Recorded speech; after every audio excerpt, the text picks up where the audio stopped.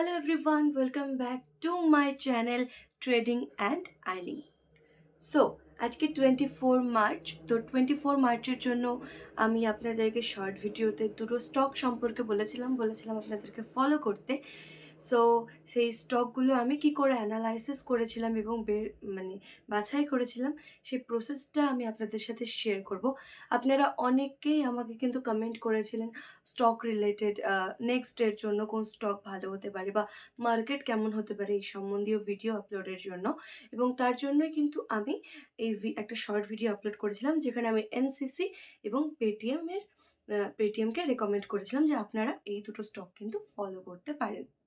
But the thing is, I am not a SEBI registered person. So আমি কিন্তু আপনাদেরকে কোনো স্টক রেকমেন্ড করতে পারি না যে আপনারা বাই করুন বা সেল করুন, বা আমি কিন্তু নিজের প্রফিটটাও কিন্তু আপনাদের সাথে শেয়ার করতে পারি না, বিকজ এটা লিগাল না। আপনারা অনেকেই বলেছেন যে আপনি প্রফিটটা শেয়ার করুন, বাট সেটা শেয়ার করা সম্ভব নয়, কারণ এটা লিগাল নয়। আর নেক্সট টাইম থেকেও হয়তো আমি আপনাদেরকে এভাবে ডিরেক্টলি কোনো স্টক সাজেস্ট করতে পারবো না। বাট আমি আপনাদেরকে সেই ট্রিকটা শেখাতে পারবো, যে ট্রিক বা অ্যানালাইসিসের মাধ্যমে কিন্তু আমি এই দুটো স্টককে আজকের জন্য চুজ করেছিলাম। সো চলুন দেখে নেওয়া যাক যে আমি কি করে এই স্টক দুটোকে সিলেক্ট করেছিলাম এবং অ্যানালাইসিস করেছিলাম। এই ভিডিওটা কিন্তু আপনাদের জন্য অনেক হেল্পফুল হবে।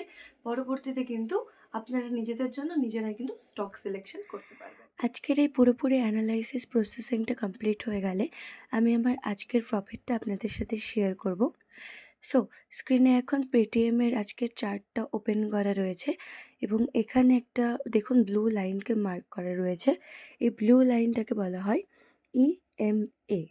এবং খেয়াল করুন, লাস্ট 3 দিনের ক্যান্ডেল কিন্তু এই ইএমএ লাইনের ওপরেই কিন্তু রয়েছে।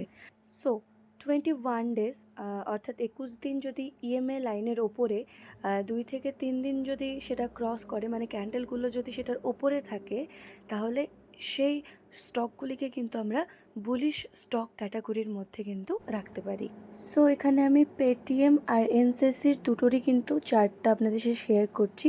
একটু লক্ষ্য করুন, এখানে কিন্তু ইএমএ লাইন, মানে যে ব্লু লাইনটা রয়েছে সেটার ওপরে কিন্তু স্টে করেছে, মানে ক্রস করেছে ব্লু লাইনটাকে কিন্তু 2 থেকে 3 দিন, যেহেতু এটা দেখুন 1 ডে চার্ট করা রয়েছে। এটা হলো আমাদের ফার্স্ট স্টেজ। নেক্সট স্টেপ হচ্ছে আমরা কিন্তু প্রিভিয়াস ডের অপশন ডাটা এবং ওআই চেঞ্জটাকে কিন্তু ফলো করব। এখানে আমি আপনাদের সাথে 21 মার্চের যে ডাটাটা রয়েছে সেটা শেয়ার করছি। সো এখানে দেখতে পাচ্ছেন যে এটিএম অর্থাৎ অ্যাট দ্য মানির যে স্ট্রাইকটা রয়েছে, সেখানে কিন্তু অনেক পরিমাণে কিন্তু পুট রাইট হয়েছে এবং দেখা যাচ্ছে যে অ্যানাদার সাইডে, মানে কল সাইডে, কল রাইটাররা কিন্তু নিজেদের পজিশনটাকে কিন্তু খালি করেছে। সো এই স্টকটার ক্ষেত্রে, মানে পেটিএমের ক্ষেত্রে, এখানে আমরা দেখতে পাচ্ছি যে প্রচুর পরিমাণে কিন্তু পুট রাইট হয়েছে। সো এখান থেকে আমরা একটা কনক্লিউশন আসতে পারি, আমরা বলতেই পারি যে পেটিএম এই স্টকটা বুলিশ। দুটো স্টকের ক্ষেত্রেই, মানে পেটিএম এবং এনসিসি, যে দুটো স্টকের কথা আমি বলেছিলাম, দুটো স্টকের ক্ষেত্রেই কিন্তু ওয়াই চেঞ্জ সেম ছিল। দ্যাটস মিন পুট প্রচুর পরিমাণ রাইট হয়েছে এবং কল সাইডের যারা কল রাইটার ছিল তারা কিন্তু নিজেদের পজিশনগুলোকে খালি করেছে। নাও দ্য কোয়েশ্চেন ইজ, আমরা ট্রেডিংয়ের জন্য এনসিসিকে ফলো না করে শুধুমাত্র পেটিএমকে কেন ফলো করলাম, মানে আমার ট্রেডিং করার সময় সেই স্ট্র্যাটেজিটা কী ছিল। সো আমার আগের দিনের যে লং ভিডিওটা রয়েছে, how to choose intraday trading stock, তো সেই ভিডিওটাতে আমি একটা ট্রিক শেয়ার করেছিলাম বিগিনার্সদের জন্য, যে আমাদের মার্কেট ওপেন হওয়ার পর যে 5 মিনিটসের ফার্স্ট ক্যান্ডেলটা তৈরি হচ্ছে, সেই ক্যান্ডেলটা যদি বেশি গ্যাপ আপে বা বেশি গ্যাপ ডাউনে খোলে, তবে কিন্তু আমরা সেই স্টকে কোনো রকম ট্রেডিং কিন্তু করব না। এনসিসির ক্ষেত্রে একটু চার্টটা দেখুন, এনসিসির ক্ষেত্রে কিন্তু অনেকটা পয়েন্ট আপেই আজকে মার্কেটটা কিন্তু স্টার্ট হয়েছিল, তাই আমরা কিন্তু এনসিসিটাকে আর কিন্তু ফলো করিনি। আমরা এন্ট্রি অ্যান্ড এক্সিট নিই কিন্তু সাপোর্ট অ্যান্ড রেজিস্ট্যান্স দেখে।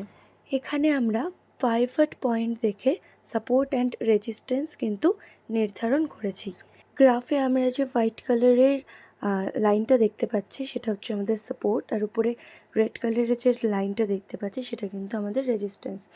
এবার রেজিস্ট্যান্স দুটো রয়েছে, একটা রেজিস্ট্যান্স 1 আর একটা রেজিস্ট্যান্স 2, মানে R1 R2। সো এখানে দেখুন 9:30-তে দুটো ক্যান্ডেল বিল্ড হয়েছে। যখন স্টকটা পাইভট লাইনের মানে পয়েন্টের কাছাকাছি এসে একটা ব্রেকআউট দিয়েছে, তো সেই মুহূর্ত ছিল আমাদের এন্ট্রি। অ্যান্ড R2 মানে রেজিস্ট্যান্স যে 2 লাইনটা রয়েছে রেড, সেটা কিন্তু ছিল মানে সেটার কাছাকাছি এসে R2-র কাছাকাছি এসে কিন্তু আমাদের ছিল এক্সিট করার সময়। তো আমি যে স্টকটা বাই করেছিলাম, তো সেখানে কিন্তু আমি R2 লাইনের কাছাকাছি আসার পরেই কিন্তু আমার স্টকটাকে কিন্তু আমি সেখান থেকে এক্সিট করে যাই। আর এই হচ্ছে আজকে আমার পেটিএমের প্রফিট। সো এই ছিল ফুল প্রসেস আমার স্টক সিলেকশনের এবং অ্যানালাইসিসের। আশা রাখছি পরবর্তীতে ভিডিওটা আপনাদের জন্য অনেক অনেক হেল্পফুল হতে চলেছে। সো আমার ভিডিও যদি আপনাদের ভালো লেগে থাকে তাহলে অবশ্যই লাইক করে দেবেন, কমেন্ট করে দেবেন, শেয়ার করে দেবেন এবং আমার চ্যানেলটাকে সাবস্ক্রাইব করে দেবেন। Thanks for watching.